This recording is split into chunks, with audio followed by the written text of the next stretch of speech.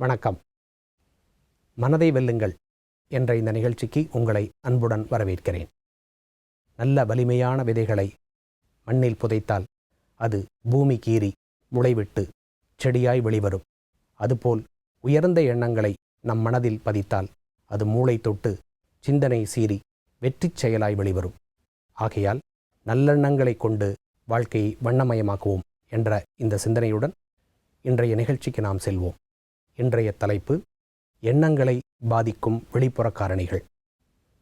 இதை பற்றிய விளக்கம் தருவதற்காக நம்மிடையே சகோதரர் பிரம்மாகுமார் டாக்டர் B.K. பாண்டியமணி அவர்கள் வந்துள்ளார்கள். இவர்கள் கடந்த 40 ஆண்டு காலமாக ராஜயோகாவை பயின்றும் பயிற்றுவித்தும் வருகிறார். மேலும் பிரம்மாகுமாரிகள் இயக்கத்தின் வேல்யூ எஜுகேஷன் துறையின் டைரக்டராக இருக்கிறார்.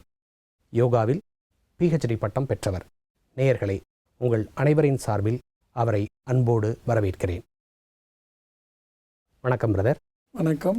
ஓம் சாந்தி. ஓம் சாந்தி.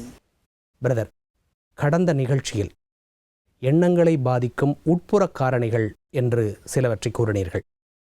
அடையாளம், மதிப்பீடு, புலனறிவு, சிந்தனைகள் மற்றும் எண்ணங்கள், இவையெல்லாம் எண்ணங்களை பாதிக்கக்கூடிய உட்புற காரணிகளாக கூறினீர்கள்.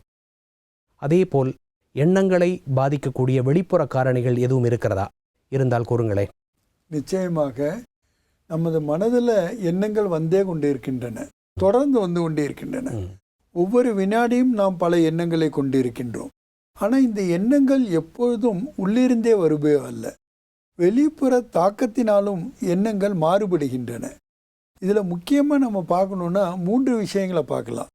இந்த வெளிப்புறமாக நம்மளை பாதிக்கின்ற விஷயங்களில் ஒன்று பார்த்தீங்கன்னா மனிதர்கள், ரெண்டாவது பார்த்தீங்கன்னா உடைமைகள் அல்லது பொருட்கள், மூன்றாவது சூழ்நிலை.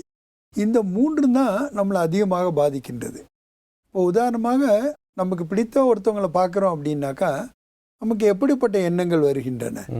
மகிழ்ச்சியான பாசிட்டிவான எண்ணங்கள் வருகின்றன. ஒருத்தவங்க பிடிக்காதவங்களை பார்க்குறோன்னு வச்சுங்க, அப்போ நம்மளுடைய எண்ணங்கள் எப்படி இருக்கின்றன? எதிர்மறையான எண்ணங்கள் தோன்றும் மனதில். ஆக ஒருத்தவங்களை பார்த்த உடனே முதலே நாம் ஒரு உணர்வுக்கு உட்படுகின்றோம். அது பிடித்தவங்களா இருந்தால் பாசிட்டிவ் உணர்வு வந்தால் பாசிட்டிவ் எண்ணங்கள் வருகின்றன. அதே நமக்கு பிடிக்காதவங்களா இருந்தாங்கன்னா நமக்கு நெகட்டிவ் உணர்வு வருகிறது, கோபம் வருகிறது, இல்லை வெறுப்பு வருகிறது, இல்லை பொறாமை வருகின்றது. அதன் காரணமாக அதற்கு ஏற்ப நம்மளுடைய எண்ணங்களும் நெகட்டிவாக வருகின்றன. ஆக இதிலேருந்து நமக்கு ரொம்ப தெளிவாக தெரிகின்றது, வெளிப்புறமாக நம்மளை பாதிக்கக்கூடிய விஷயங்கள் நிறைய இருக்குது. ஒன்று மனிதர்களை பார்த்தோம், இன்னொன்று உடைமைகள். சில பொருட்களை பார்க்குறோம், இல்லை சில காட்சிகளை பார்க்குறோம், நமக்கு பிடிச்சி இருந்தாக்கா நம்ம மனசுக்கு இதமாக இருக்கின்றது. அதை பற்றி நல்ல வர்ணனையை கூட செய்கிறோம், அதை மறுபடியும் கூட நினைக்கின்றோம், அதை பலரிடம் அதை பற்றி விவரிக்கவும் செய்கின்றோம். அதே நமக்கு ஒரு காட்சி நமக்கு பிடிக்காத காட்சியாக இருக்கின்றது என்று வைத்துக்கொள்வோம். அப்போ அது நம்மளுடைய மனதில் ஒரு தாக்கத்தை ஏற்படுத்துகின்றது. அதற்கு ஏற்ப நம்மளுடைய உணர்வும் மாறுகிறது, எண்ணங்களும் மாறுகின்றன. இது நமது இரண்டாவது விஷயம். மூன்றாவது சூழ்நிலை. இந்த சூழ்நிலை கூட நமக்கு எப்படிப்பட்ட எண்ணங்களை நாம் செய்ய வேண்டும் என்று நம்மை தாக்கம் ஏற்படுத்துகின்றன. அதனால்தான் பார்த்தீங்கன்னா சூழ்நிலை நல்லா இருந்ததுன்னா நம்மளுடைய எண்ணங்கள் கூட நல்லா இருக்கின்றன. உதாரணத்துக்கு கோயிலுக்கு போகிறோம், இல்லை சர்ச்சுக்கு போகிறோம், இல்லை மசூதிக்கு போகிறோன்னா அங்கே சூழ்நிலை நமக்கு ரொம்ப சாதகமாக இருக்கின்றது, நேர்மறையான எண்ணங்களை நாம் பெறுவதற்கு. அதாவது முதல்ல நம்ம நேர்மறையான உணர்வுகளை பெறுகின்றோம், அந்த உணர்வின் காரணமாக நல்ல எண்ணங்களை பெறுகின்றோம், உயர்ந்த சிந்தனைகளை பெறுகின்றோம். ஒரு கோயிலில் போயிட்டு இல்லை ஒரு ஸ்பிரிச்சுவலாக ரொம்ப எம்பவர் ஆகியிருக்கக்கூடிய சக்திசாலியான வைப்ரேஷன் இடத்துல போயிட்டு நீங்கள் எதுவும் தீமையாக நினைக்கவே முடியாது. உங்கள்கிட்ட எந்த விதமான நெகட்டிவ் எண்ணங்களும் வராது, ஏன்னா உங்கள்கிட்ட நெகட்டிவ் உணர்வுகள் எதுவுமே இருக்காது. ஆக சூழ்நிலை கூட நம்மளுடைய எண்ணங்களுக்கு ரொம்ப இது பண்ணுகின்றது. இதில் முக்கியமாக நம்ம பார்க்க போனோன்னா இந்த வெளிப்புற விஷயங்கள் 5 நம்மளுடைய எண்ணத்தின் மீது தாக்கத்தை ஏற்படுத்துகின்றது. இதில் ஒன்று என்னன்னு பார்த்தீங்கன்னா தாக்கம், டைரக்டாக அட்டாக் பண்ணக்கூடியது. இரண்டாவது சார்ந்திருத்தல், டிபெண்டன்சின்னு சொல்கிறோம். ம். அந்த டிபெண்டன்சியை பொறுத்து கூட நம்மளுடைய எண்ணங்கள் எழுகின்றன. மூன்றாவது பார்த்தீங்கன்னாக்கா தன்மானம் இழத்தல். நம்மளுடைய ரெஸ்பெக்ட் இருக்கு இல்லையா, செல்ஃப் ரெஸ்பெக்ட், அதை நம்ம இழக்கும் போது கூட அது நம்மளுடைய எண்ண ஓட்டத்தை பாதிக்கின்றது. எண்ணும் அந்த முறையையே மாற்றி அமைத்து விடுகின்றது. எங்கேயாவது நாம் சுயமரியாதையை இழக்கிற மாதிரி இருந்தது அப்படின்னா கண்டிப்பாக நம்மளுடைய எண்ணங்களை அது பாதிக்கிறது. ஆமாம், அதில் ஒன்றும் சந்தேகமே கிடையாது. அதுக்கப்புறம் நான்காவது என்னன்னு பார்த்தீங்கன்னாக்கா நம்மளுடைய தேர்வு உரிமையை இழத்தல்.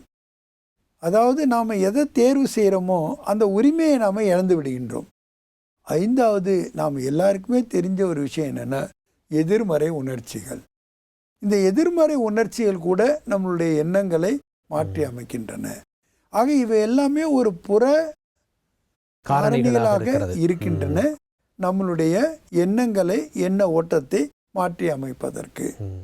இதில் பார்த்தீங்கன்னா முக்கியமாக நான் இன்னைக்கு நிகழ்ச்சியில் நேயர்களுக்கு என்ன கூற விரும்புகின்றேன் என்றால், இந்த எதிர்மறை உணர்ச்சிகள் அதிகமான பங்களிப்பை செய்கின்றன.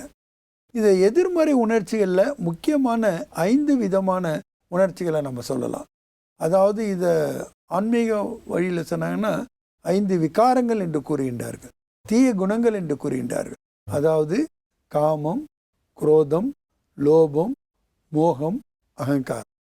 இந்த 5னுடைய வசப்பட்டு நாம் எந்த உணர்ச்சியில் இருக்கின்றோமோ அதைத்தான் நம்ம எதிர்மறை உணர்ச்சிகள் என்று கூறுகின்றோம். இந்த அன்புக்கு பதிலாக காமம் வரும்போது தான் அது பலவிதமான பிரச்சனைகளை கொண்டு வருகின்றது. அன்பு என்பது எப்பொழுதும் கொடுக்கக்கூடியது. அன்பு என்பது நம்மளுடைய இன்னேட் குவாலிட்டியாக இருக்கின்றது. அது நம்மளை ரொம்ப சௌகரியமாக வைத்து கொள்ளுகின்றது. அன்பு செலுத்தும் பொழுது அன்பு செலுத்துபவரும் சரி, அதை பெறுபவரும் சரி, 2 பேரும் ரொம்ப கம்ஃபர்டபுளாக இருக்காங்க. ஆனால் பற்று இருக்கும்போது அப்படி கிடையாது. பற்று செலுத்துபவர், பற்று யார் டிமாண்ட் பண்ணுறாங்களோ அப்போ 2 பேருக்குள்ளே பார்த்தீங்கன்னா ஒரு அசௌகரியமான மனநிலையை அவர் பெறுகின்றார்கள். எந்த ஒரு நெகட்டிவ் ஃபீலிங்கும் கூட, இந்த எதிர்மறையான உணர்ச்சிகளும் கூட பார்த்தீங்கன்னா உங்களுக்கு அன்கம்ஃபர்டபுளாக தான் இருக்க முடியும். இப்போ இன்னேட்டுன்னு சொன்னீங்க, அப்போ இன்னேட் செல்ஃப் இருக்கிற மாதிரி அக்வைர்ட் செல்ஃப் அப்படிங்கிறதும் இருக்குது. கண்டிப்பாக இருக்கின்றது. இந்த அக்வைர்டில் வரும்போது தான் நம்ம எல்லைக்கு உட்பட்டு போயிடுறோம். எல்லைக்கு உட்பட்டு போகும்போது தான் நம்ம டிஸ்டர்ப் ஆகின்றோம். இப்போ நீங்கள் பார்த்தீங்கன்னாக்கா ஒரு நாளில் எவ்வளோ நேரம் நாம் எந்த உணர்ச்சிகளில் இருக்கிறோங்கிறத நாம் பார்க்குறதே ஒரு பெரிய விஷயம். ரெண்டாவது, அந்த எதிர்மறையான உணர்ச்சிகள் என்ன பண்ணுதுன்னா எதிர்மறையான எண்ணங்களை கொடுக்கின்றன. அந்த எண்ண ஓட்டமும் ரொம்ப வேகமாயிடுது. இப்போ சாதாரண நேர்மறையான எண்ண ஓட்டம் வந்து ஸ்லோவாக இருக்கும். For example 20 to 30 thoughts per second அப்படின்னு வச்சுக்கிங்க. இந்த எதிர்மறையான உணர்ச்சிகள் கொடுக்குற எண்ண போக்கு வந்து ரொம்ப ஃபாஸ்ட்டாக இருக்கும். 60-70 thoughts per second வரும். வினாடிக்கு அத்தனை எண்ணங்களை அதை உற்பத்தி பண்ணும். அப்போ இந்த எதிர்மறையான உணர்ச்சிகள், எதிர்மறையான எண்ண ஓட்டத்தில் எண்ணங்களுடைய விகிதாச்சாரத்தை அதிகமாக்கும். அதனால தான் பாருங்க நம்ம களைப்புறுகின்றோம். வேகமாக இருக்கும், அது வேகமாக இருக்கும், ஸ்லோவாக இருக்கவே இருக்காது. அதனால தான் பார்த்தீங்கன்னா எந்த ஒரு எதிர்மறையான உணர்ச்சி நீங்கள் பெற்றிருந்தாலும் அது கொஞ்ச நேரம் கழித்து நீங்கள் டயர்ட் ஆகிடுவீங்க, சோர்வு அடைஞ்சிருவீங்க, மன சிலேகிதம் அடைஞ்சிருவீங்க. அதனால தான் எப்போதுமே நம்ம ஒரு விஷயத்தை புரிஞ்சுக்கணும், இது நேர்மறையா எதிர்மறையா என்பதை இதை ஒன்றை வச்சே கண்டுபிடிச்சிக்கலாம். நம்ம களைப்படையாமல் நாம் உற்சாகமாக, ஆர்வமாக, ஒரு தன்னம்பிக்கையோட, தைரியத்தோடு இருக்கிறோம் என்றால் அதெல்லாம் நேர்மறை உணர்ச்சிகளுடைய பாதிப்பு. அதே நேரத்தில் நம்ம சோர்வாக இருக்கிறோம், கவலையாக இருக்கிறோம், கோபப்படுறோம், வெறுப்பு அடைகின்றோம், இதெல்லாம் இருந்ததுன்னா என்ன அர்த்தம்னாக்கா நம்ம எதிர்மறை உணர்ச்சிகளில் இருக்கிறோன்னு அர்த்தம். ஒரு சந்தேகம் கேட்கலாமா? கண்டிப்பாக. இப்போ கடந்த நிகழ்ச்சியில் நீங்கள் ஒவ்வொரு ஆத்மாவினுடைய ஒரு 7 குணங்கள் சொன்னீங்க. இதெல்லாம் இதை இன்னேட் குவாலிட்டி என்று எடுத்துக்கொள்ளலாமா? ஒவ்வொரு ஆத்மாவினுடைய இன்னேட் குவாலிட்டி என்று எடுத்துக்கொள்ளலாமா? நிச்சயமாக. அதே மாதிரி இந்த பஞ்ச விகாரங்களை பற்றி கூறினீர்கள், காமம், குரோதம், மோகம், லோபம், அகங்காரம் என்பதை. இது ஆத்மாவுடைய ஒரிஜினல் குணம் இல்லை என்றால் இது அக்வைர்டு செல்ஃப் என்று எடுத்துக்கொள்ளலாமா? நிச்சயமாக. ஏன்னா வெளிப்புறம் இருந்து நாம் பெறுகின்றோம், அது நிரந்தரமாக இருப்பதில்லை, கொஞ்ச நேரத்துக்கு தான் இருக்குது. இப்போ இந்த பிரச்சனை நமக்கு எப்போ ஆரம்பிச்சதுன்னா துவாபர யுகத்திலேருந்து தான் ஆரம்பிக்குது. சத்தியுகம் மற்றும் திரேதாயுகம் என்று கூடப்படுகின்ற 2 யுகங்களில் நாம் சொர்க்கத்தில் இருக்கிறோம். அதாவது வைகுண்டத்தில் இருக்கிறோம், பாரடைஸில் இருக்கிறோம், பகிஸ்தில் இருக்கிறோம். அங்கே நமக்கு இந்த பிரச்சனைகள் இல்லவே இல்லை. ஏன்னா நம்ம எல்லாருமே நம்மளுடைய இன்னேட்டு வேல்யூஸில் தான் இருக்கிறோம். ஆனால் எப்போ இந்த துவாபரயுகம் வருகிறதோ அப்போ தான் நம்ம முதல்ல தேக உணர்வில் வருகின்றோம். அது வரைக்கும் ஆத்ம உணர்வில் இருந்த நாம் இந்த தேக உணர்வில் வரும்போது தான் இந்த எதிர்மறையான உணர்ச்சிகளுக்கு நம்ம ஆட்படுகின்றோம். அதற்கான சூழ்நிலையும் அமைந்து விடுகின்றது, துக்கமும் ஆரம்பித்து விடுகின்றது, கவலையும் ஆரம்பித்து விடுகின்றது, டென்ஷனும் ஆரம்பித்து விடுகின்றது. இவை எல்லாரும் கூட பார்த்தீங்கன்னாக்கா நாளுக்கு நாள் அதிகமாகி கொண்டே இருக்கின்றன. ஒரு 20 வருஷத்துக்கு முன்னாடி இருந்த சூழல் இப்போ இல்லை. அதே மாதிரி 20 வருஷத்துக்கு முன்னாடி இருந்த உணர்ச்சிகள், எதிர்மறை உணர்ச்சிகள் இப்போ ரொம்ப அதிகமாக இருக்கா இல்லையா? கண்டிப்பாக. ஈவன் குழந்தைகள்கிட்ட கூட பார்த்தீங்கன்னா இந்த எதிர்மறையான உணர்ச்சிகள் அதிகமாக இருக்குது. ரொம்ப கோபம் வருது நீ குழந்தைங்களுக்கு, உடனே ரியாக்ட் பண்ணுறாங்க. இப்போ அவங்க ரியாக்ட் பண்ணுறாங்க, ரெண்டாவது டிமாண்ட் பண்ணுறாங்க. எனக்கு தெரிஞ்சு ஒரு 10-15 வயசு வரைக்கும் கூட நம்ம தந்தைக்கு முன்னாடி பேசுறது கூட பயப்படுவோம். ஆனால் இன்னைக்கு 1 வயசு குழந்தை கூட என்ன பண்ணுதுன்னா தந்தையை டிமாண்ட் பண்ணுது, நீ இதை கொடுக்குறே இல்லையா, நீ எனக்கு கொடுத்தே ஆகணும்னு சொல்லிட்டு. இந்த எதிர்மறையான உணர்ச்சிகள் எப்போ அதிகமாகுதோ அப்போதான் பிரச்சனைகள் அதிகமாகுது. இன்னைக்கு பாருங்க, இந்த ஈகோ அப்படின்னு சொல்லுவோம், அகங்காரம்னு சொல்லுவோம். இந்த அகங்காரம் வந்து எல்லார்டையும் இப்போ அதிகமாயிடுச்சு. முதல்ல படிப்பினுடைய ஒரு அகங்காரம் தான் இருக்குது, இல்லை செல்வத்தினுடைய ஒரு அகங்காரம் தான் இருக்குது, இல்லை அழகினுடைய ஒரு அகங்காரம் தான் இருக்குது. இப்படின்னு ஏதோ ஒரு குறிப்பிட்ட ஒன்று அதிகமாக இருக்கிறவங்ககிட்ட தான் அகங்காரம் இருந்தது. ஆனால் இப்போ எல்லார்கிட்டையுமே எல்லா வயதினருக்கும் கூட இந்த அகங்காரம் வந்துருச்சு, ஈகோ. இது சுய அடையாளத்தை தவறாக புரிந்து கொண்டதனுடைய விளைவாக எடுத்துக்கொள்ளலாமா? நிச்சயமாக.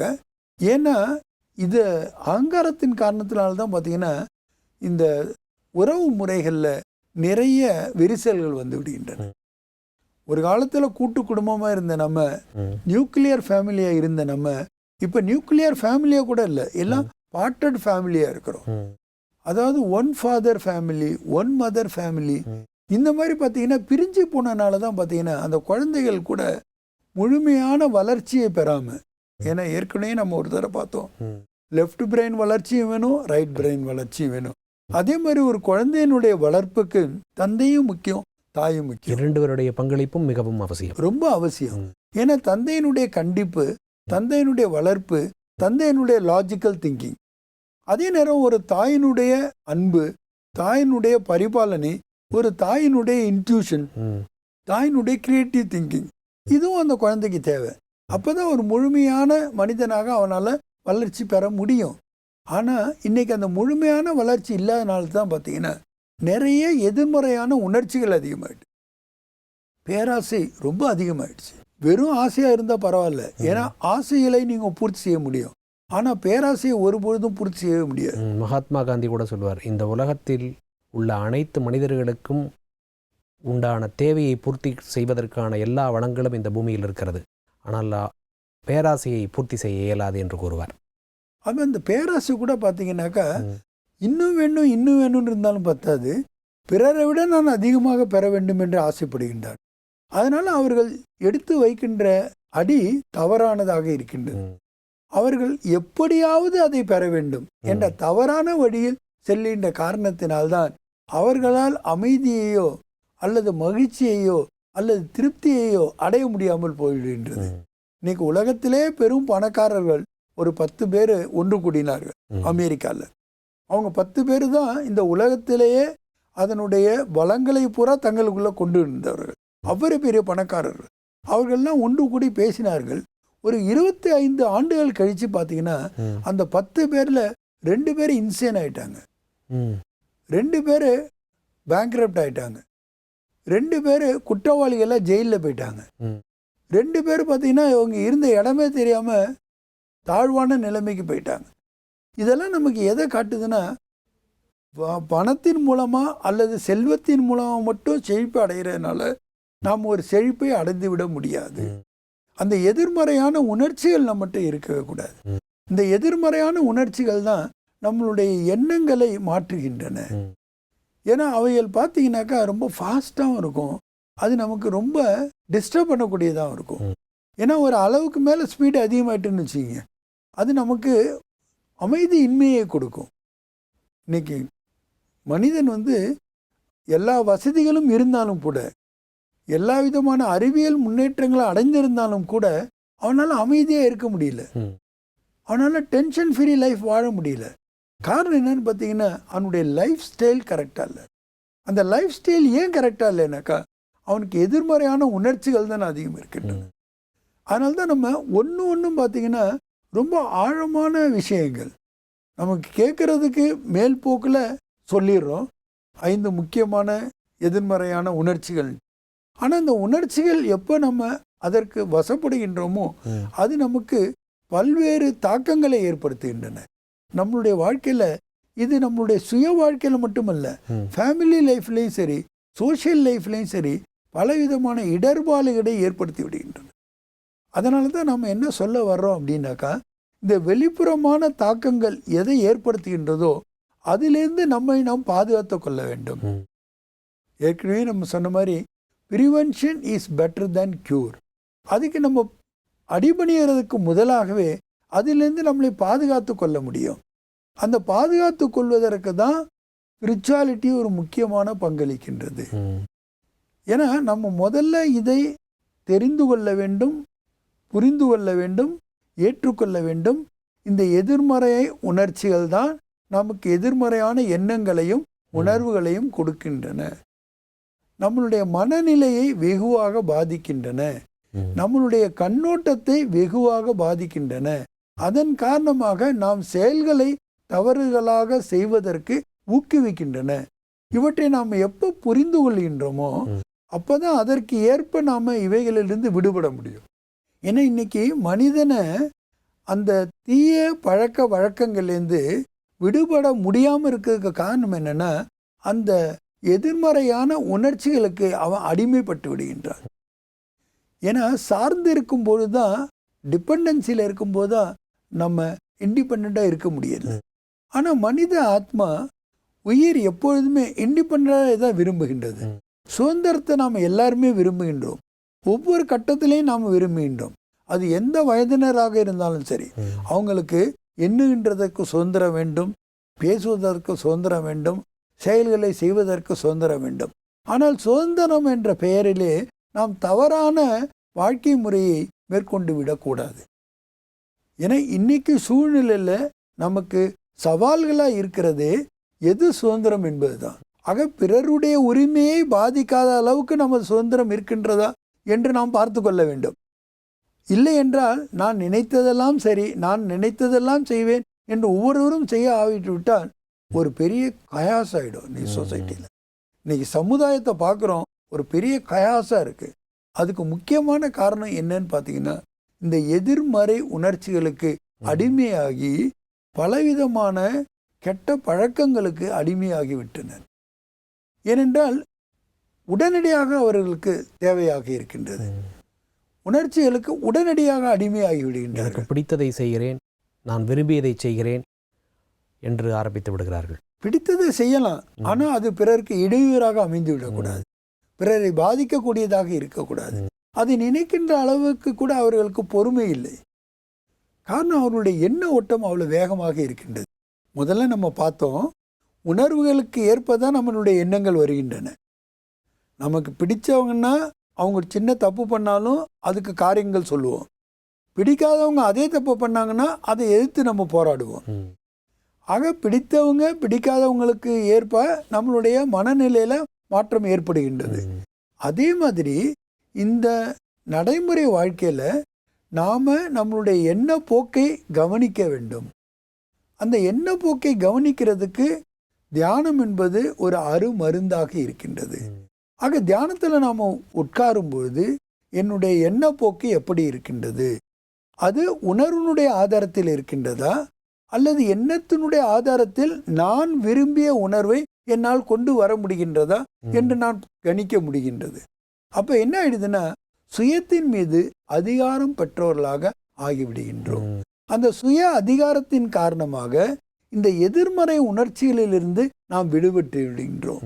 எப்போ நாம் எதிர்மறை உணர்ச்சிகளிலிருந்து விடுபடுவோமோ ஆட்டோமேட்டிக்காக நேர்மறையான உணர்ச்சிகள் நமக்குள்ளேருந்து பொங்கி எழ ஆரம்பித்து விடுகின்றன. என் எண்ணங்களை நான் உற்று நோக்க கவனிக்க ஆரம்பித்து விட்டாலே எதிர்மறையான எண்ணங்கள் அதனுடைய வேகம் குறைய ஆரம்பிக்கும். அப்புறம் படிப்படியாக சில பயிற்சிகளின் மூலம் நம்ம அதை நேர்மறையாகவும் மாற்ற இயலும் என்று கூறுகிறீர்கள். ரொம்ப கரெக்டாக சொன்னீங்க நீங்கள். ஒரு குழந்தைய நீங்கள் கட்டுப்படுத்தணுன்னா கூட வேற ஒன்றும் செய்ய வேணாம், அதை கவனிச்சுட்டு இருந்தாலே போதும். எப்போ அந்த குழந்தைக்கு என்ன ஒரு கவனிச்சுக்கிட்டு இருக்காங்கன்னு தெரியுமோ அப்போயே அது ஒரு கண்ட்ரோலில் வந்துடும். அதே மாதிரி உங்களுடைய மனதை கண்காணியுங்கள், ஆட்டோமேட்டிக்காக அது உங்கள் கண்ட்ரோலில் வந்துடும். இதுதான் ராஜயோகத்தில் நமக்கு கற்றுக் கொடுக்கப்படுகின்ற ஒரு சுலபமான வழிமுறை. நம்ம வாழ்க்கையே நம்ம எதை தேர்ந்தெடுக்கிறோம் என்பதை பொறுத்து தான். அது நல்லதா கெட்டதா, அல்லது செய்யலாமா கூடாதா, இதில் பலன் இருக்கின்றதா இல்லையா என்று பல்வேறு விதமான தேர்வுகளை நம்ம ஒவ்வொரு நிமிடமும் எடுத்துக்கொண்டே இருக்கின்றோம். இந்த தேர்வை பொறுத்து தான் நம்மளுடைய வாழ்க்கையே அமைகின்றது. நிச்சயமாக. ஆக நிகழ்காலம் நம்மளுடைய கடந்த காலத்தினுடைய ஆதாரத்தில் இருக்கின்றது, எதிர்காலம் நிகழ்காலத்தினுடைய ஆதாரத்தில் இருக்கின்றது. ஏனென்றால் எதிர்காலம் என்பது கடந்த காலத்தினுடைய இன்னொரு நிலைதான். அதுக்கு இடைப்பட்டது தான் இந்த நிகழ்காலம் என்பது. ஆக நாம் எடுக்கின்ற தீர்மானங்களை, அந்த உரிமைகளை நாம் இழந்து விட்டோமானால் நம்மால் ஒரு நேர்மறையான உணர்ச்சிகள் உடையவர்களாக, நேர்மறையான எண்ணங்கள் உடையவர்களாக இருக்க முடியாது. பிரதர், இன்று எண்ணங்களை பாதிக்கக்கூடிய வெளிப்புற காரணிகள் யாவை என்பதை பற்றி மிக தெளிவாகவும் விரிவாகவும் எடுத்து கூறினீர்கள். அதில் குறிப்பாக எதிர்மறை உணர்ச்சிகள் மிகவும் எண்ணங்களை பாதிக்கிறது என்பதை பற்றியும் கூறினீர்கள். அதற்கு நாம் நேர்மறை எண்ணங்களை வளர்த்து கொள்ள வேண்டும். எவ்வளவு நேர்மறை எண்ணங்களை நாம் வளர்த்து கொள்கிறோமோ அவ்வளவு தூரம் நம்ம எதிர்மறை உணர்ச்சிகளிலிருந்தும் எதிர்மறை எண்ணங்களிலிருந்தும் நம்மால் அதிலிருந்து விடுபட முடியும். இதற்கு ஆன்மீகம் அவசியமாகிறது. ஆன்மீகம் இதற்கு ஆணிவேராகவும் இருக்கிறது. தினமும் சில ஆன்மீக பயிற்சிகளை நாம் மேற்கொள்ளும் பொழுது நேர்மறை எண்ணங்களை வளர்த்து கொள்ளலாம் என்பதை பற்றியும் மிக தெளிவாக விளக்கி கூறினீர்கள். இந்த நிகழ்ச்சிக்கு வந்தமைக்கு நன்றி. ஓம் சாந்தி. ஓம் சாந்தி. எண்ணங்களை பாதிக்கும் வெளிப்புற காரணிகள். எண்ணங்களை பாதிக்கும் 3 முக்கியமான வெளிப்புற காரணிகள். 1. மனிதர்கள். ஒருவரை பார்த்தவுடனேயே நாம் ஒரு உணர்வுக்கு உட்படுகிறோம். நமக்கு பிடித்தவரை பார்க்கும் பொழுது நேர்மறையான உணர்வுகளும், பிடிக்காதவரை பார்க்கும் பொழுது எதிர்மறையான உணர்வுகளும் வருகிறது. இதனால் நமது எண்ணங்களும் அவ்வாறே உணர்வுகளுக்கு ஏற்றவாறு வேறுபடுகிறது. 2. உடைமைகள் மற்றும் பொருட்கள். நமக்கு பிடித்த ஒரு பொருளை அல்லது காட்சியை பார்க்கும் பொழுது நமது மனதில் நல்லவிதமான உணர்வுகள் எழுகிறது. அதுவே பிடிக்காத ஒரு காட்சியை பார்க்கும் பொழுது அது நமது மனதில் தாக்கத்தை ஏற்படுத்தி விடுகிறது. இது நமது உணர்வுகளை பாதித்தும் விடுகிறது. மேலும் இதனால் நமது எண்ணங்களும் பாதிக்கப்படுகிறது. சூழ்நிலைகள். வெளிப்புறச் சூழ்நிலைகள் நன்றாக இருக்கும்போது நமது உணர்வுகள் நல்லதாகவும், வெளிப்புறச் சூழ்நிலைகள் நன்றாக இல்லாமல் இருக்கும்போது நமது உணர்வுகளும் மாறிவிடுகிறது. நம்முடைய எண்ண ஓட்டத்தை மாற்றியமைக்கும் மற்ற வெளிப்புற காரணிகள். 1. தாக்கம். 2. சார்ந்திருத்தல். 3. தன்மானத்தை இழத்தல். 4. தேர்வு உரிமையை இழத்தல். எதிர்மறை உணர்ச்சிகள். இவைகளில் எதிர்மறை உணர்ச்சிகள் முக்கிய பங்கு வகிக்கிறது. இந்த எதிர்மறையான உணர்ச்சிகள் எதிர்மறையான எண்ண ஓட்டத்தில் எண்ணங்களின் விகிதத்தை அதிகரிக்கிறது. இதனால் நாம் சீக்கிரமாகவே களைப்படைந்து விடுகிறோம். நாம் நம்முடைய எண்ண ஓட்டத்தை மாற்றி அமைக்க வேண்டுமென்றால் எண்ண ஓட்டத்தின் வேகத்தை குறைக்க வேண்டும். அவ்வாறு குறைத்தால்தான் நாம் விரும்பியபடி அந்த எண்ணத்தினை திசை திருப்ப இயலும்.